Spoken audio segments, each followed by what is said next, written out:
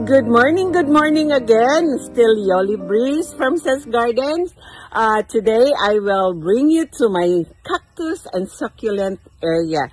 So today I would like to share with you. I'm not that successful yet, but in a way I can say that I am happy doing the propagation and how I do it, and I would like to share it with you today. So thank you so much for joining me, and come with me and learn with me. So ito yung aking sinasabi, guys. Hindi ko sila nadiligan ng 15 or 20 days. Yan. Lumabas yung kulay nila. Tingnan mo. Lumabas yung kulay nila, guys. Oh. Di ba ang ganda? Nung nagsimula ako nito, halos lahat sila ay namamatay kasi mahilig akong magdilig. So I have to do some research and learn from the experience of others. So I would say na nagiging successful ako. Kaya tingnan mo. Itutur ko ka ngayon dito. Two things, guys, ang ginawa ko dito sa succulent. First ay upcutting. Pangalawa ay leaf propagation. So ngayong araw na ito, I will bring you to the experience of leaf cutting. So puputulin natin. May pinutol na ako dito, guys. Pero papakita ko lang sa inyo kasi wala akong dalang pruning shears dito. So ipapakita ko sa inyo kung paano ko sila pinutol. Ito yung mga pinutol kong, ito siya si Pearly Von Nurnberg.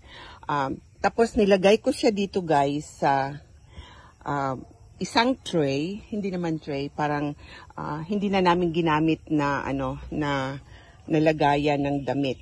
So pinutol ko siya, tapos nilagay ko dito, guys. Parang nag-i-air dry ako sa kanya. Tapos aantayin ko siyang magkamayroon ng roots.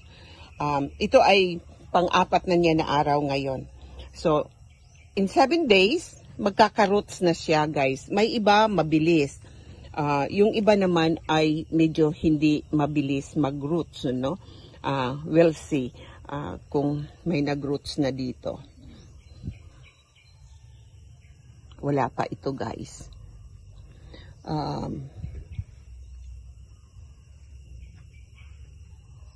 Ito may kaunti na, guys, nakita nyo. Ayan. May kunti na siyang lumalabas na roots. So yan. Nilalagay ko lang sila dito, guys, para mag-dry yung kanilang stem. Ay, ito, guys, oh. Meron na siyang roots. Ayan, oh. Nakita nyo? Yan. May roots na siya, guys. So 3 days pa lang ito. Pero ibang variety ito. Ayan. Oh, ang ganda ng succulent, di ba? kaya ako nai-inlove din sa kanila kasi kaya hindi ako nag-give up na maghahanap ng paraan. Ito siya, guys, meron na ring kunti, oh. Tingnan mo. Si Pearly Von Nurnberg. Tingnan mo, oh. Ang ganda ng kanyang rosette. May kulay. Ayan.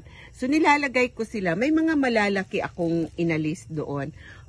Pinaparoots ko. Ito ay in-order ko sa Benguet. Iba kasi ang atmosphere sa Benguet, malamig.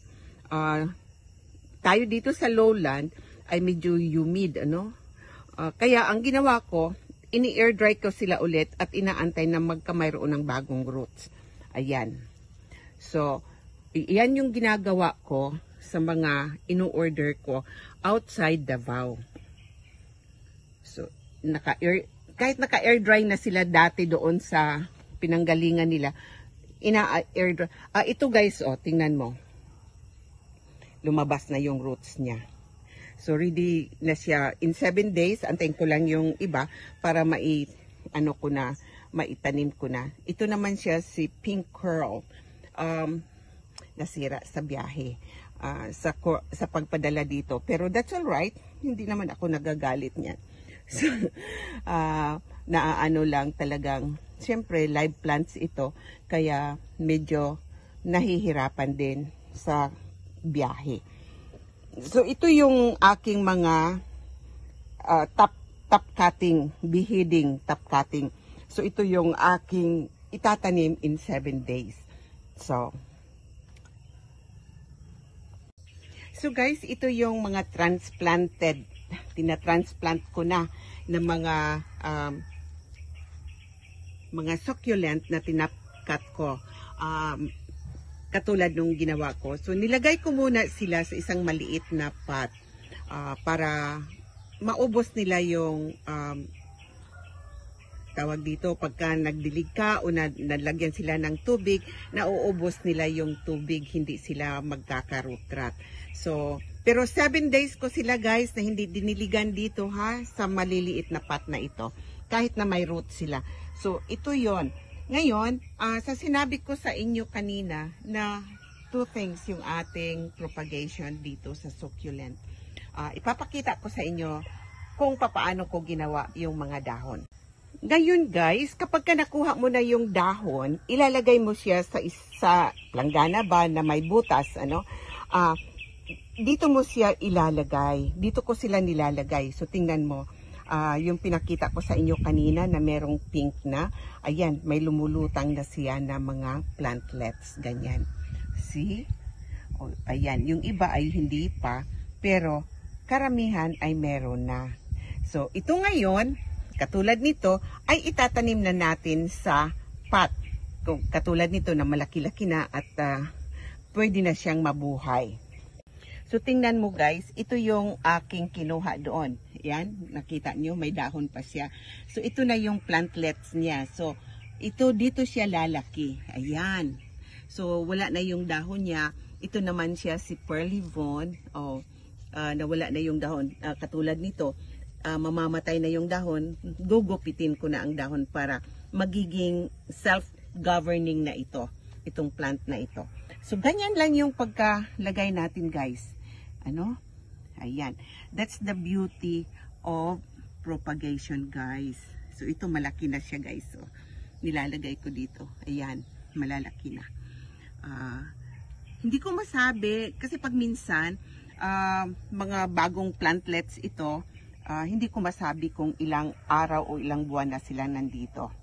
So ito yung mga leaf propagation natin guys. Ayan, tingnan mo yung mga dahon ko, nilalagay ko lang dyan. At nag-germinate lang, hindi naman germination. Yun, lumalabas yung mga babies nila dito sa dulo, ganyan. So, yan, kung hindi na magkasya, nilalagay ko lang sila dyan sa tabi-tabi. And then, kumukuha na lang ako ng aking itatanim sa pot para ako makapagbinta ng mga succulents sa iba't ibang variety. So, guys, thank you so much for joining me in my vlog today in Sas Gardens, in our succulent garden.